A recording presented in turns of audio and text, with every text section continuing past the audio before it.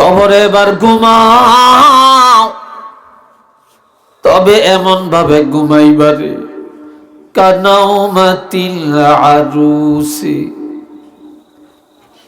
বাসর ঘরে দুলা আর দুলাইন, বাসর ঘরের নতুন বধূ আর বর কনে যেভাবে ঘুমায়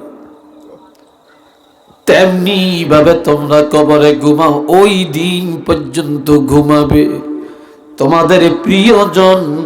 যেদিন তোমাদের ঘুম ভাঙ্গাবে সেদিন তোমরা জাগতে পারবে, এর আগে কারো জাগানোর ক্ষমতা নাই। বাসর ঘরের সাথে তুলনা হলো কেন?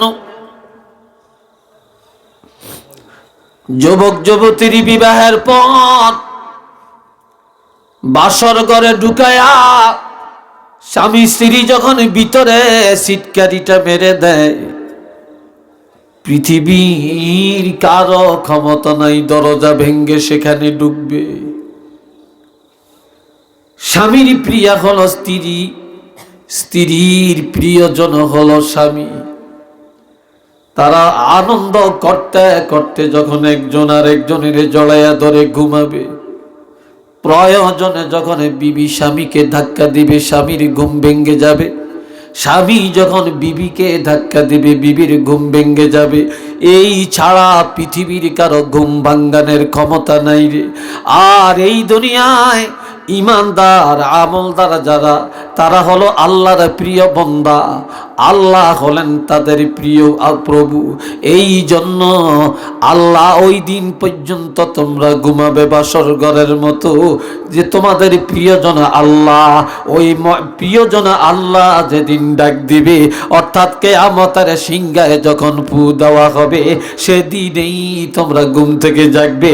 এর আগে তোমাদেরকে ডাকায়া জাগানের ক্ষমতা কারো নাই। একটু চিল্লে বলেন না সুবহানাল্লাহ।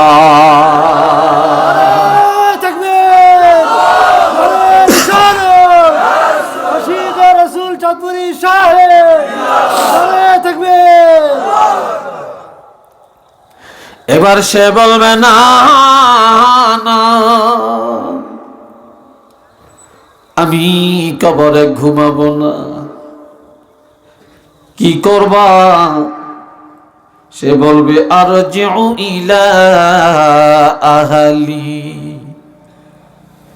আমি আমার আহালের কাছে ফিরে যাব, আমার বাবা মা আছে তাদের কাছে যাব, আমার ছেলে মেয়ের কাছে যাব, আমার স্ত্রীর কাছে আমি যাব, ভাই বন্ধু দুনিয়াতে আছে তাদের কাছে যাব। ফেরেশতারা বলবে কি জন্য তুমি যাবে?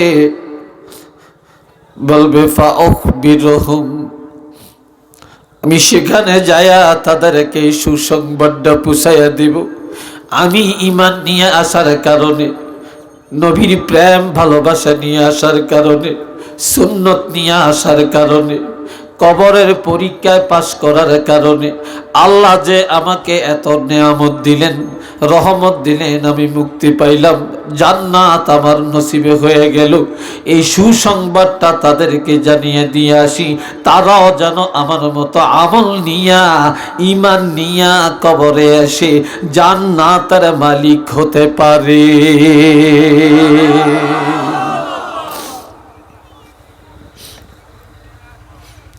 বলবে না আজ যাওয়ার সুযোগ নাই। মুসলিম শরীফে হাদিসে আছে, রে বন্ধুরা আমার, বাবুল ইতিসামু বিসুন্নাহর মধ্যে হাদিস আল্লাহর হাবিব ইরশাদ করেন, কোন ব্যক্তিকে যখন কবরে রাখা হয় আর সেই লোকটা যদি দুনিয়াতে নামাজি হয়, কি হয়?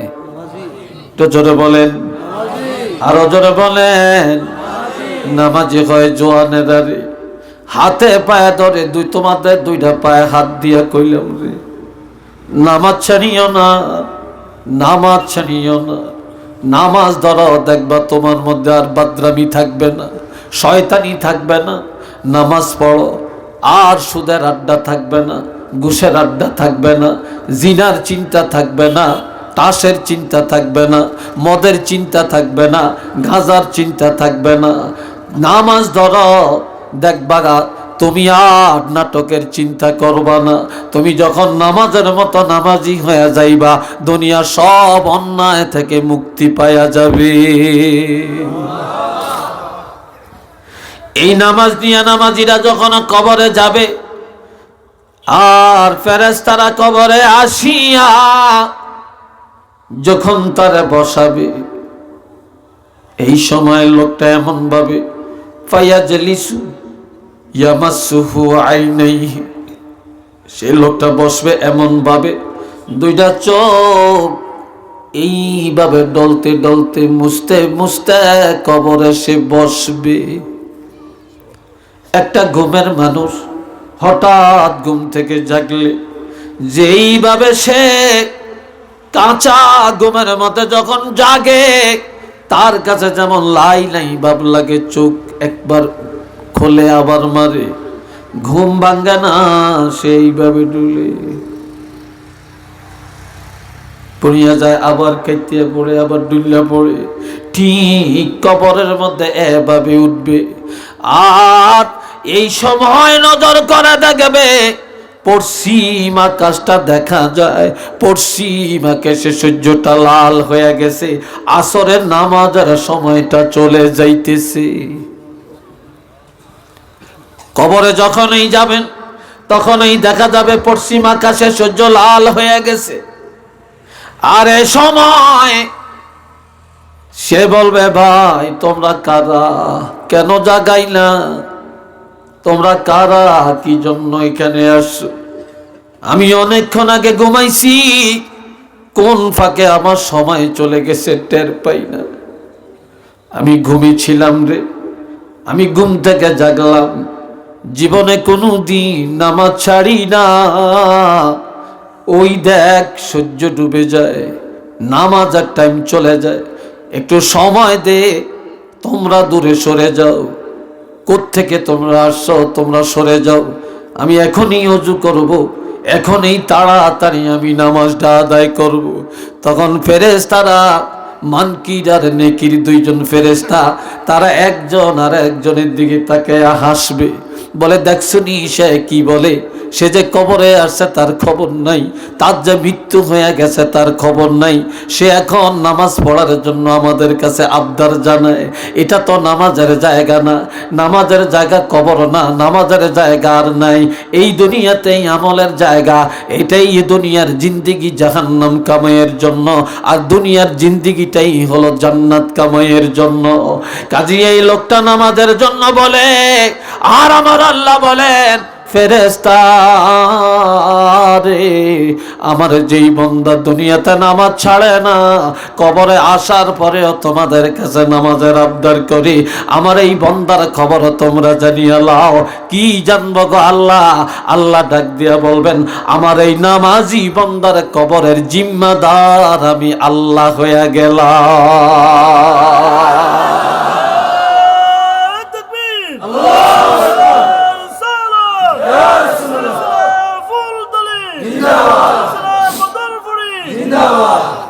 আল্লাহ কবুল করেন, সবাই চিল্লে বলেন আমিন।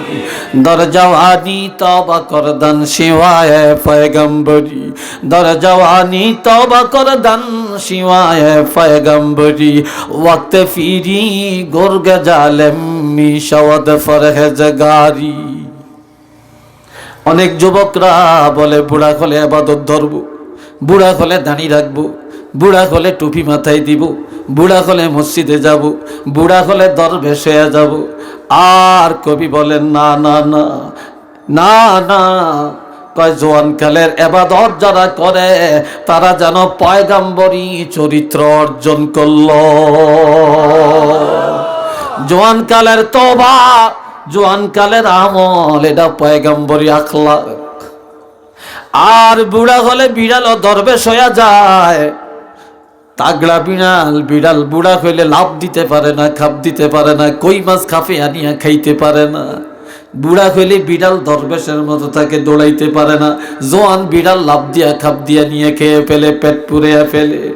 আর তোমরা জোয়ান কালে লাফাইতে পারো, শক্তি আছে, জোয়ান কালে ইবাদত করো, আর জোয়ান কালে বেশি বেশি তওবা করো। বুড়া হইলে বিড়াল দরবেশ হইয়া যায়, আর তুমি বুড়া কাইলা দরবেশ হইও না, দরবেশ হইলে তুমি জোয়ান কালে হইয়া যাও। আল্লাহ আমাদেরকে কবুল করেন, এই কথাগুলির উপরে আমল করার তৌফিক দেন, বলেন আমিন। আর একটু জোরে কন আমিন। আল্লাহ, আখিরাত কবর কি বেশি দূরে না কাছে? আর একটু জোরে বলেন, দূরে না কাছে? কবর দূরে না, কবর খুব কাছে। আর মালাকুল মউত সব সময় আমাদের সাথে। কি ভাই, ঠিক না?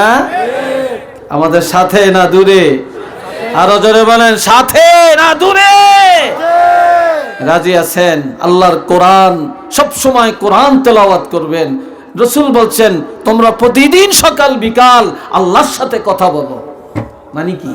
কোরআন শরীফ তেলাওয়াত করো, 5 ওয়াক্ত নামাজ পড়ো। as-salatu mi'rajul mu'minin, নামাজ মুমিনের মেরাজ। এটা মেরাজের মাস। এই মাসে রাসূল আমাদের জন্য 5 ওয়াক্ত নামাজ আনছেন, 1 মাস রোজা আনছেন। সামনে রোজা আসতেছে, আমরা রোজার নিয়ত করব আর দোয়া করব, আল্লাহুম্মা বারিক লানা, বলেন আল্লাহুম্মা বারিক লানা ফীহি রজব ওয়া শাবান ওয়া বাল্লিগনা রমাদান। অর্থ কি? আল্লাহ তো আমরা আল্লাহর কাছে বলবো, আয় আল্লাহ, আল্লাহুম্মা বারিক লানা ফীহি রজব ওয়া শাবান, আল্লাহ শাবান আর রজব মাসের বরকত আমাদেরকে দান করেন। এই শাবান মাসের বরকত আর রজব মাসের বরকত আমাদেরকে দান করেন। ওয়া বাল্লাগনা রমাদান, আর আল্লাহ রমজান পর্যন্ত আমাদের হায়াত বাড়াইয়া দেন, আমরা যেন রমজান মাসের রোজাগুলো রাখতে পারি। আর আজকে আল্লাহর কাছে একটা দোয়া করব, যে আল্লাহ যেন যখন এই মরণটা দেয় রে ভাই, বৃহস্পতিবার রাত্রে যেন মৃত্যুটা দেয়, জুমার রাত্রে যেন মরণটা দেয়, যখন এই মৃত্যুটা দেয় রমজান মাসে যেন দেয়, যখন এই মরণটা দেয় আল্লাহ যেন লাইলাতুল কদরে মরণটা দেয়। আর যখন এই মৃত্যু দেয় নবীর চেহারা আনোয়ার দেখায়া দেখায়া যেন আল্লাহ মৃত্যু দেন। সবাই একটু চিল্লিয়ে বলেন না আমিন। নবী বলেছেন, কোন ঈমানদার জুমার রাত্রে যদি মারা যায়, জুমার দিন যদি তার জানাজা হয়, কাফন হয়, দাফন হয়, এই জুমার উসিলায় আল্লাহ কবরে রাজা উঠাইয়া নিয়ে যায়। রমজান মাসে মাতা মিন শাহরে রমাদান, কোন আল্লাহর বান্দা ঈমানদার যদি রমজান মাসে মৃত্যুবরণ করে, ইনকানা মুমিনান, যদি সে মুমিন হয়, ইউরফাউ আনহু আযাবুল কবরি, আর আযাবুল কবরি ইলা ইয়াউমিল কিয়ামা, আল্লাহ পাক রমজানের ইজ্জতের কারণে কিয়ামত পর্যন্ত কবরের আযাব উঠাইয়া নিয়ে যায়। এই সামনে রোজা, সবাই রোজার হক আদায় করতে রাজি আছেন কিনা? 5 ওয়াক্ত নামাজের হক, রোজার হক আমরা আদায় করতে রাজি তো? একটু 2টা হাত তুলে দেখান, আল্লাহ দেখো। নারে তাকবীর, নারে রিসালাত। আল্লাহ কবুল করেন, সবাই বলেন আমিন। আর একবার বলেন আমিন। আলহামদুলিল্লাহ, অনেক ভালো লাগছে আপনাদের উপস্থিতি, তাওয়াজ্জু, আগ্রহ। এই কথাগুলি আমাদের আমল করলে দুনিয়া সার্থক, মৃত্যু সার্থক, কবর সার্থক, পরকাল আমাদের জন্য অনেক আনন্দের হবে। আল্লাহ পাক আমাদেরকে কবুল করেন, সবাই বলেন আমিন। আলহামদুলিল্লাহি রাব্বিল আলামিন ওয়াল আকিবাতু লিল মুত্তাকিন ওয়াসসালাতু ওয়াসসালামু আলা রাসূলিহিল কারীম ওয়া আলা আলিহি ওয়া আসহাবিহি আজমাইন।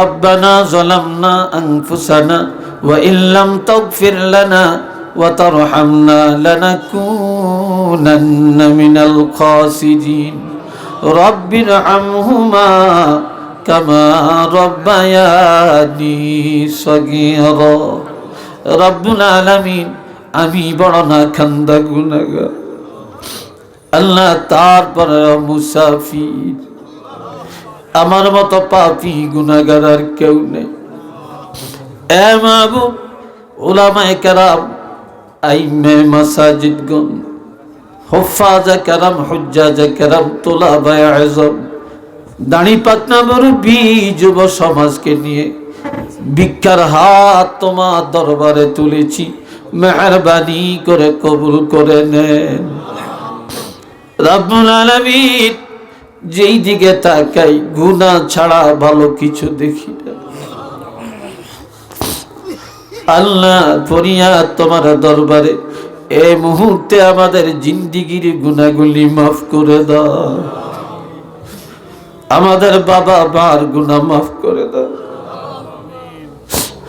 আমাদের বাবা মায়ের গুনাহ মাফ করে দাও দাদা দাদির গুনাহ মাফ করে দাও আত্মীয় স্বজনের গুনাহ মাফ করে দাও মাহফিলে যারা আছেন আর যারা নেই জীবনের গুনাহগুলি মাফ করে দাও এ রব্বুল আলামিন আয় আল্লাহ আমাদের আব্বা আম্মা দাদা দাদি নানা নানি সহ যারা কবরে জান্নাতের বাগান বানিয়ে দাও আমাদের সন্তানগুলোরে কবুল করে দাও আল্লামা সাহেব কাবলা রহমতুল্লাহ আলাইহি দরজা বুলন্দ করে দাও হযরত শাহজালাল রহমতুল্লাহ আলাইহি 360 আউলিয়া রুহানিয়ত নসিব করে দাও আল্লাহ মাহফিল কবুল করো এই যুব সংঘগুলোকে আল্লাহ কবুল করেন আল্লাহ তাদের শ্রম যা দিয়েছে আল্লাহ জাযায়ে খায়ের দান করেন দেশ এবং প্রবাস থেকে যে যা সহযোগিতা করেছে কবুল করেন আল্লাহ যত আলেমরা আলোচনা করছেন এবং করবেন আমি দেখেছি আমার কলিজার টুকরা আমার অত্যন্ত আদরের স্নেহভাজন হাফেজ মাওলানা আবু হানিফা নোয়ারি হিসেবে এসেছেন আল্লাহ তার জবানকে আরো জড়তা দূর করে দাও এলেম আমলের মধ্যে তারাক্কি দিয়ে দাও আল্লাহ এই সফরের মধ্যে আসা যাওয়ায় গাড়ি ঘোড়ায় আপনার কুদরতি হাতে আল্লাহ হেফাজত করিও আল্লাহ রব্বুল আলামিন আয় আল্লাহ দ্বীনের খিদমতে সুন্নি জামাতের যত উলামায়ে কেরাম আছেন আল্লাহ সবাইকে আপনার কুদরতি হাতে হেফাজত করেন কিয়ামতের ময়দানে আল্লাহ মুসিবতের দিনে নাজাতের জরিয়া বানিয়ে দিও আল্লাহ এই মাহফিল আমাদের জন্য নাজাতের উসিলা বানাও আল্লাহ আল্লাহ যারা অসুস্থ সুস্থতা দান করে দাও আমার ছোট ছেলেটা অসুস্থ আল্লাহ তাকে পরিপূর্ণ সুস্থতা দিয়ে দাও وصلى الله تعالى على خير خلقه محمد وعلى آله وأصحابه أجمعين آمين السلام عليكم ورحمة الله